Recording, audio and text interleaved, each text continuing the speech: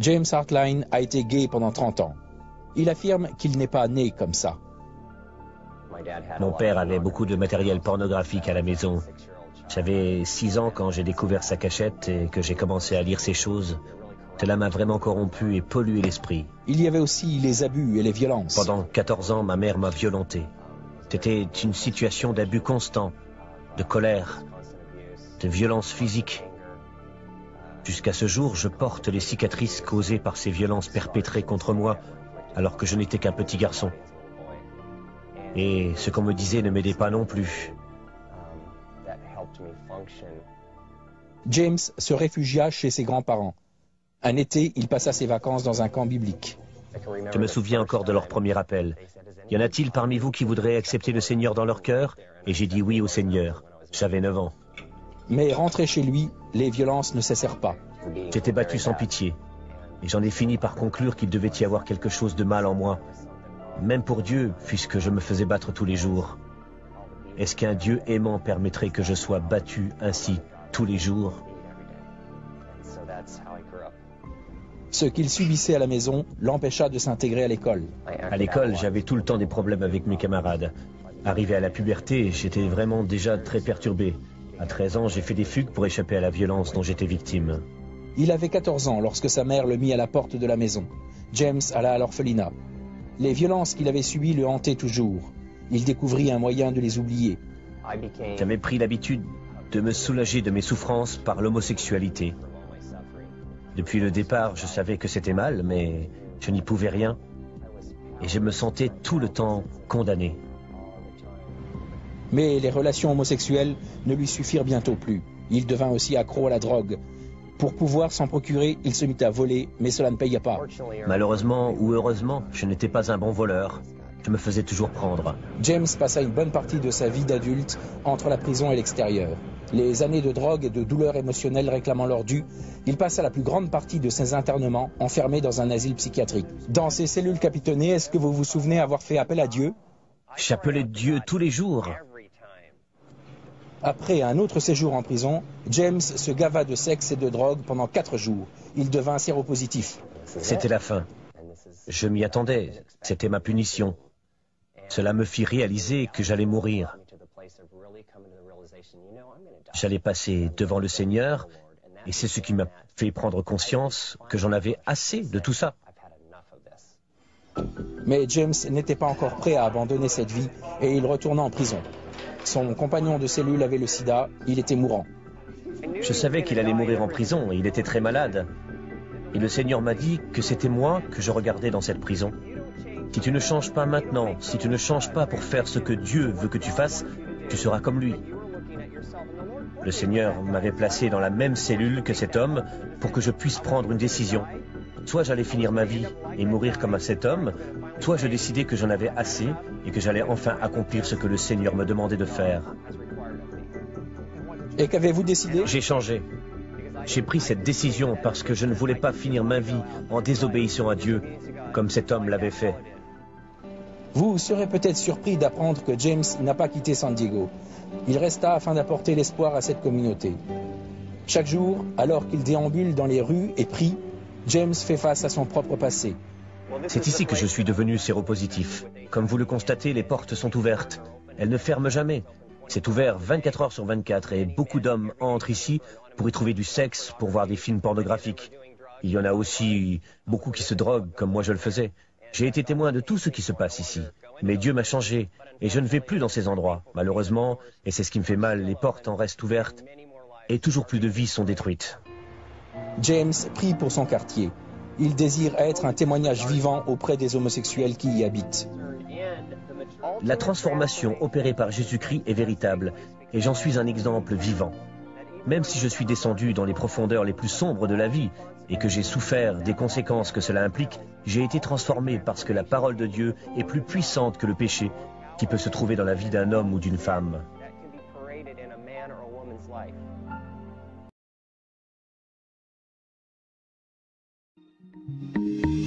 La Bible dit que Dieu et le ciel sont saints.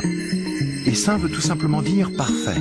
Il est capital de comprendre que Dieu ne peut rien laisser d'imparfait entrer au ciel. Sinon, ce ne serait plus le ciel. La Bible dit aussi que nous avons tous un corps et une âme. À notre mort, notre corps est enterré ou incinéré. Mais notre âme, le vrai nous, vit pour toujours, soit au ciel, soit en enfer. Malheureusement, nous avons un problème, car la Bible dit que si nous avons enfreint une seule des lois de Dieu, par exemple, si nous avons menti une fois, triché une fois, détesté une fois, juste une fois, comme nous l'avons tous fait, soyons honnêtes, alors notre âme devient imparfaite et nous ne pouvons pas entrer au ciel. Nous ne sommes pas pardonnés en étant baptisés ou confirmés, ni même en priant occasionnellement, ou en allant à l'église, ou en croyant en Dieu, ou en essayant d'être bons. Ce sont toutes de bonnes choses, mais aucune ne nous accorde le pardon. Mais voici la bonne nouvelle, et c'est là que Jésus entre en jeu. Ce qui distingue Jésus du reste du monde, c'est qu'il est parfait. Contrairement à nous, il n'a enfreint aucune des lois de Dieu. C'est pourquoi il a un casier judiciaire vierge, une âme parfaite. Le jour où ils te demanderont d'échanger leur casier judiciaire avec ton casier judiciaire parfait, alors il leur sera possible d'être pardonnés. C'est pourquoi Jésus est si merveilleux. Grâce à lui, il est possible que chacun, peu importe les erreurs commises, soit pardonné et entre un jour au ciel. Imagine que tu ne te sois jamais tourné vers Jésus. Pense à ce qui pourrait arriver. Je suis désolé, je ne peux pas te laisser. Comment recevoir le pardon de Dieu? Sachez donc, hommes, frères, que c'est par lui que le pardon des péchés est annoncé. Alors, qu'est-ce que le pardon et pourquoi en aurais-je besoin? Le mot pardonner, cela veut dire tout effacer, faire table rase, faire une grâce, comme annuler une dette. Lorsque nous faisons du tort à quelqu'un, nous recherchons son pardon afin de rétablir une relation avec cette personne. Cette relation qui a été brisée, en fait. Le pardon, ce n'est pas accordé parce qu'un coupable mérite d'être pardonné, non. Personne, en fait, ne mérite d'être pardonné. Le pardon, c'est un acte d'amour, c'est de la miséricorde et c'est un acte de grâce. Le pardon, c'est aussi une décision de ne pas garder aucune rancœur envers une personne, malgré ce que la personne a fait. Alors la Bible nous dit que nous avons tous besoin du pardon de Dieu. Nous avons tous commis des péchés devant Dieu. Qui peut dire qu'il n'a jamais commis de péché ou fait des erreurs? Regardez dans Ecclésiaste, au chapitre 7 et au verset 20, il est proclamé: non, il n'y a sur la terre aucun homme juste qui fasse le bien et qui ne pêche jamais. Il n'y a sur la terre aucun homme tout simplement qui soit suffisamment droit. C'est ce que la Bible nous dit dans Ecclésiaste 7, 20. 1 Jean, chapitre 1, verset 8, il est déclaré: si nous disons que nous n'avons pas de péché dans nos vies, nous nous séduisons nous-mêmes, et la vérité n'est pas en nous. Tout péché est essentiellement un acte de rébellion contre Dieu. Car nous avons tous péché et tous nous sommes privés de la gloire de Dieu. Psaume 51, chapitre 4. Nous avons désespérément, chacun d'entre nous, besoin du pardon de Dieu. Si les péchés que nous avons commis ne sont pas pardonnés, nous en subirons chacun d'entre nous éternellement les conséquences. Nous pouvons avoir des informations à Matthieu 25, chapitre 46, ou éventuellement dans Jean 3, chapitre 36. Alors, ce fameux pardon, comment puis-je l'obtenir, le pardon de Dieu? Heureusement pour nous, Dieu est un Dieu d'amour, c'est un Dieu de miséricorde, et il est prêt à pardonner nos péchés. Nous voyons ça dans 2 Pierre 3, verset 9, il est dit: envers nous, il use de patience, ne voulant qu'aucun périsse, mais voulant que tous arrivent à la repentance. Dieu désire nous pardonner, alors il nous a donné le moyen d'y parvenir. Oui, c'est l'objectif de Dieu, user de patience envers chacun d'entre nous, parce qu'il veut qu'aucun ne périsse, mais que tous aient la vie éternelle. Donc la seule peine qui est juste en réalité et qui est équitable pour nos péchés par rapport aux erreurs que nous avons commises, la seule réponse en adéquation, c'est la mort.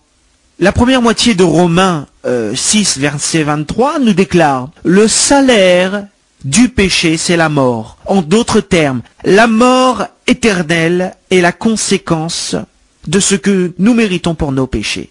Mais Dieu a préparé le pardon. La Bible nous dit qu'il s'est fait homme en Jésus-Christ. Regardez Jean 1, chapitre 1, verset 14. Jésus est mort sur la croix. il prend sur lui toute la condamnation qui va avec nos péchés, toute cette condamnation que méritent nos péchés. La Bible nous dit que Jésus porte ces condamnations. Sa mort est l'acte d'amour envers nous pour nos péchés. 2 Corinthiens 5, verset 21, cela nous enseigne que celui, en parlant de Jésus, qui n'a pas connu le péché, il l'a fait devenir péché, afin que nous devenions en lui, en Christ, la justice de Dieu. Jésus est mort sur la croix, prenant sur lui la punition que nous devions recevoir, qui nous était due. Puisqu'il était lui-même Dieu, la mort de Jésus-Christ nous a accordé le pardon des péchés et celui de toute l'humanité. Le pardon de nos propres péchés, mais aussi le pardon de nos voisins, de nos frères, de nos familles et du monde entier. Jésus est ensuite ressuscité, proclamant ainsi sa victoire sur le péché et sur la mort. 1 Corinthiens 15, chapitre 1, du verset 1 à 28. La mort et la résurrection de Jésus-Christ, Romains 6, verset 23, le don gratuit de Dieu, c'est la vie éternelle en notre Seigneur Jésus. C'est-à-dire que son plan, c'était d'envoyer Jésus pour nous faire cadeau de ce don, de cette vie éternelle, de ce pardon, de cet immense pardon.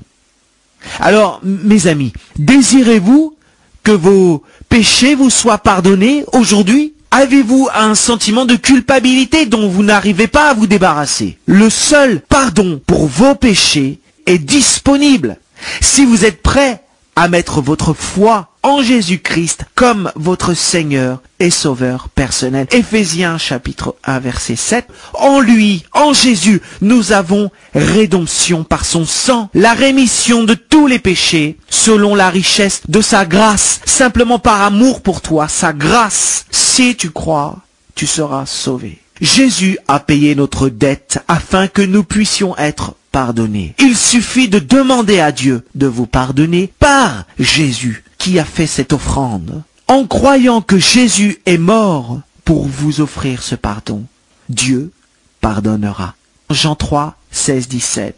Car Dieu, il a tant aimé le monde qu'il a donné son Fils unique, afin que quiconque croit en lui ne périsse point, mais qu'il ait la vie éternelle. Dieu, en effet, n'a pas envoyé son Fils dans le monde pour qu'il juge le monde, mais pour que le monde soit sauvé par lui. Est-ce que c'est finalement si facile que ça, que de trouver le pardon? Eh bien oui. Oui, c'est aussi simple que ça. Car on ne peut pas gagner le pardon de Dieu. On ne peut pas le gagner. On ne peut pas l'acheter, ce pardon. Le pardon de Dieu. On ne peut que le recevoir par la foi. À cause de la grâce et de la miséricorde de Dieu, si vous désirez accepter Jésus-Christ comme votre sauveur et recevoir ce pardon qui est accessible gratuitement, qui est une grâce, un cadeau, une offrande pour vos vies, voici la prière que nous pouvons ensemble adresser à Dieu. Le seul fait de dire cette prière, cela ne peut pas vous sauver. C'est pas le fait de dire cette prière qui vous sauve. C'est simplement la décision de mettre votre confiance en Christ peut vous accorder le pardon de vos péchés. Cette prière, ce n'est qu'une manière d'exprimer à Dieu votre foi, de le remercier de s'être chargé de votre salut. Répétez après moi cette prière. Dieu, je sais que j'ai péché contre toi. Je sais que je mérite le châtiment. Mais je crois que Jésus-Christ a pris la punition que je méritais, afin que, par la foi en lui, je puisse être pardonné, je puisse être sauvé. Je me détourne de mes mauvaises voies, du péché. Je mets ma confiance en toi pour mon salut. Merci pour ta grâce merveilleuse. Merci pour le pardon que tu m'accordes. Merci, Père. Amen.